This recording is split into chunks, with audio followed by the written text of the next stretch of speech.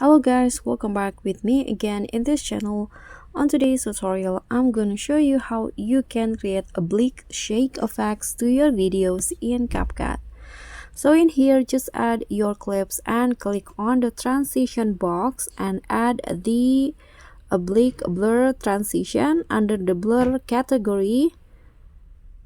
Okay, like this also for the second clip.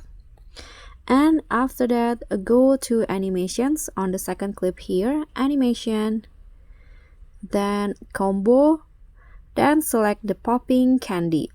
Also apply this animation for the third clip. So after you apply the animations, go to the video effect, click on the nightclub category and add the shake effect. This one. Click on the check icon and make it as short as possible. Put it under the beginning of the second and third clip.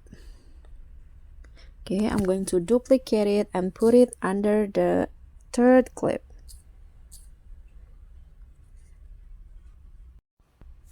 After that, you are done, and this is the oblique shake effect.